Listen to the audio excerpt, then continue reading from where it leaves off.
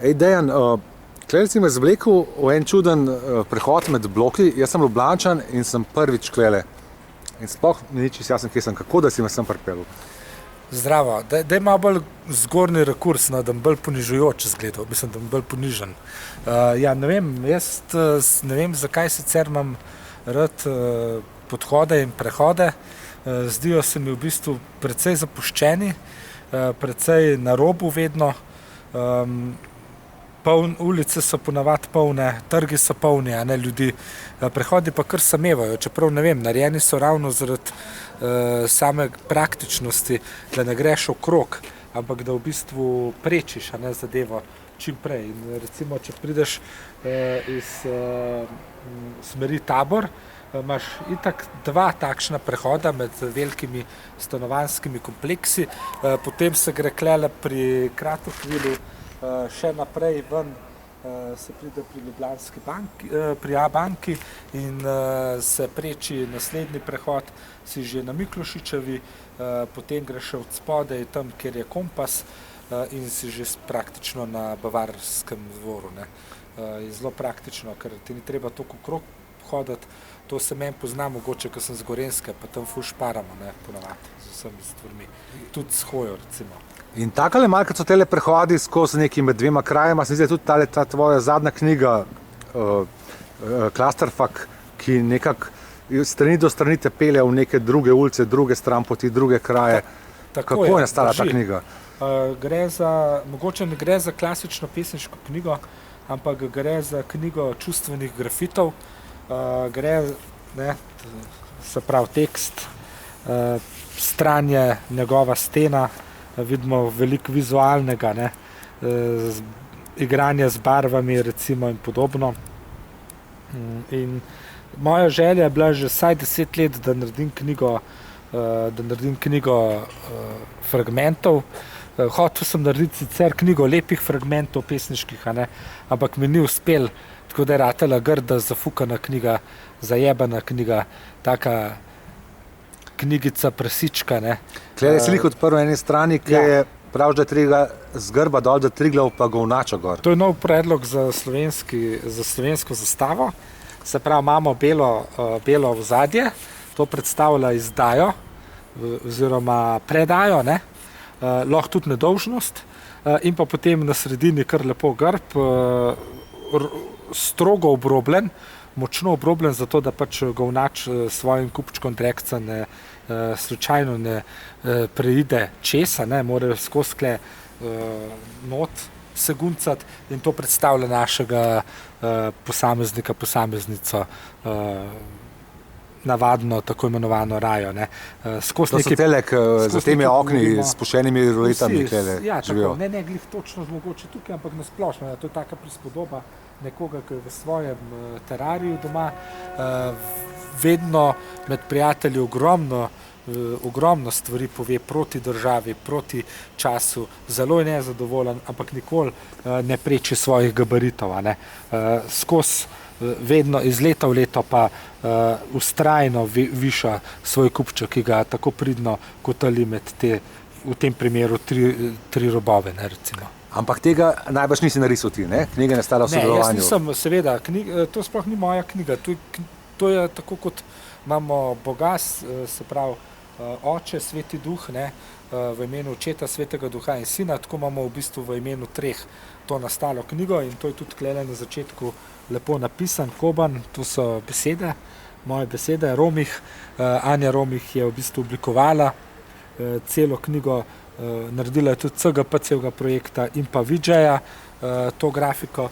Šali je pa Klemen Šali, znan tudi kot Mono Scarfs, raziskovalec ekstremnih zvočenj in noiza iz Maribora. In tukaj na začetku knjige je tudi za zdaj še nedelujoča QR koda. 15. oktobra na premiero zbirke oziroma na uradni izid zbirke se bo ta koda aktivirala in vsaka, ki bo imel to knjigo, preden jo bo začel čitati, bo lahko poskeniral in bo prišel do zvoka in bo dejansko ob original soundtracku originalni spremljavi, zvočni spremljavi bral to zbirko Clusterfuck. Intervju pa delava predvsem zato, ker si letos sam bil udeležen v projektu Odisejevo zatočišče, ampak ti je nažalost doletelo to nesrečno karantensko leto. Šel si v Beograd, kako je bilo tam? V Beogradu je bilo, mene je bilo ful dobro, no. Mislim, praktično mi je bilo tako, kot sem pričakoval. Ljudje so mi bili v bistvu ful všeč, dostopni, ne preveč polizani, ne preveč zlizani, ne preveč prijazni. No. Lih tako neka prava mera, no. Ker pač v Beogradu je znano, ne, da je folk, da so beograjski ljudje mečkam bolj ponosni, kot pa mogoče ljudje iz drugih koncev Srbije. In meni je ta mentaliteta všeč, no. So še zmeraj prijazni do tebe, ampak so tako ti bi rad šel na kavo sam zdaj, ok, pejt. Ni tako, da bi te zdaj tam vlekali, ne, daj vstan z nami, gor, dol, levo, desno. Tak pristop, kot sem ga zdaj opisal, je bil meni všeč, ko sem bil 22 let star, pa sem odkril Sarajevo, pa to mi je bilo pri Sarajevčanih ful všeč, že so te kar vlekali s sabo, da te niso te zlepa spustili iz svojega objema. Zdaj me pa ko sem starejši, me pa meham bolj všeč to, da pač imaš en občutek, da si v neki srednji dobrodošel, ampak noben pa ne bo žaloval, če bo šel zdaj v njih. Ne, Clusterfuck, to bi pri Clusterfucku še rekel to, Clusterfuck nekaj pomeni. To ni ena beseda, ki bi bil kar en fuck, ampak je točno en konkreten fuck. Ja, Clusterfuck ima itak verjetno več pomenov, ampak jaz sem vzel pomen Clusterfuck iz vojaške oziroma vojne terminologije.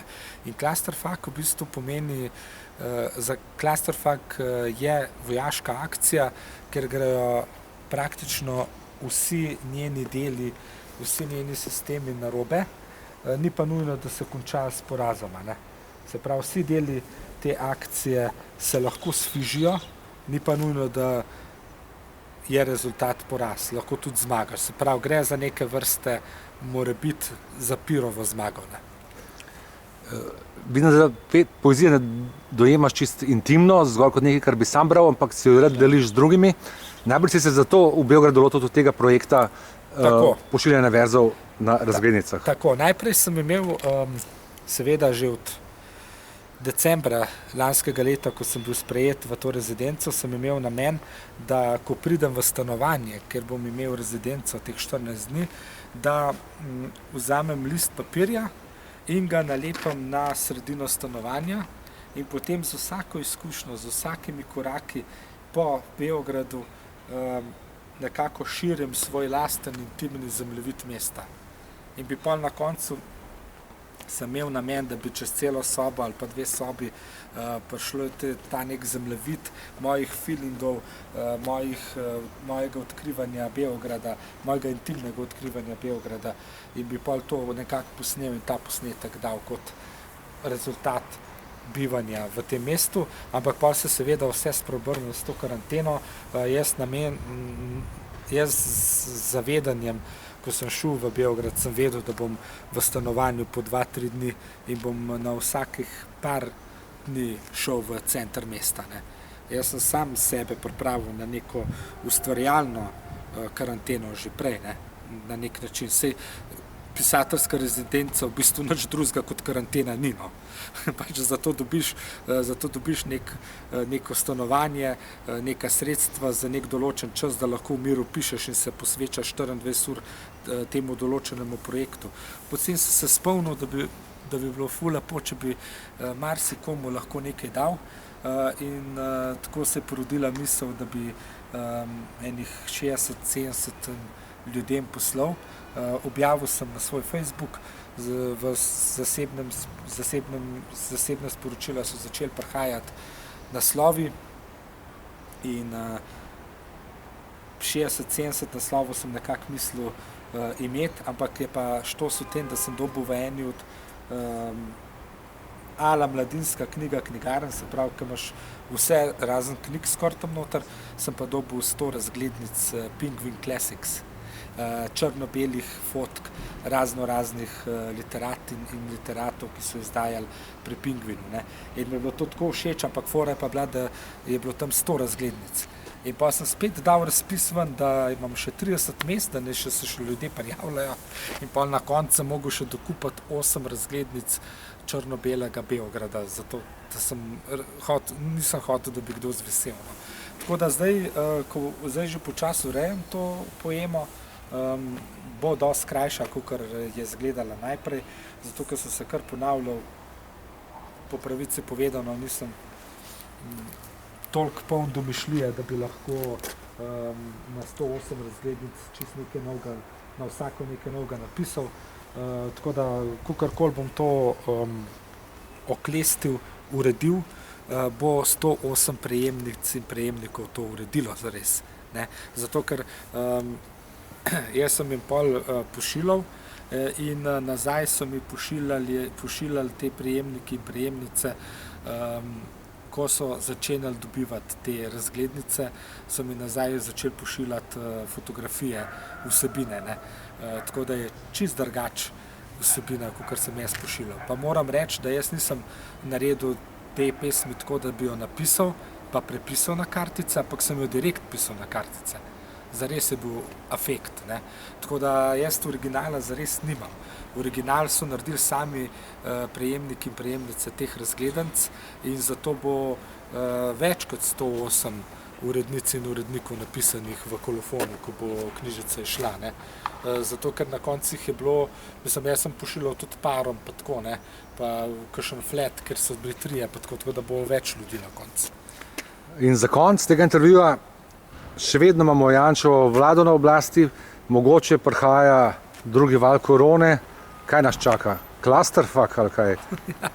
Ja, ne vem, jaz srčno upam, da ne doživljamo vsega tega kot vojaško operacijo, kljub vsemu, no, da dobro, se pri enih ljudeh je tudi življenje ena velika vojaška operacija. Sam tudi pri temu premierju se mi zdi, da bi lahko malo manj resno začel jemati življenje, ker se mi zdi, da je on v vojni že, odkar so ga odslovili pri ZSMS-ju, tako da nekako bi se lahko malo potolažil življenjem, pa šel na Mangart ali pa kakšno veliko planino za malo daljše obdobje, kaj pasta pa kaj.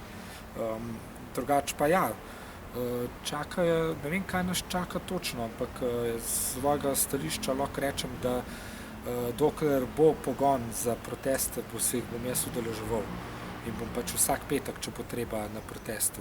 Če bomo proteste zaradi zime, zaradi možnosti vnovične razglasitve epidemije mogli majčkeno zreducirati, bomo pač zreducirali. Ne? Ampak jaz še zmeraj berem.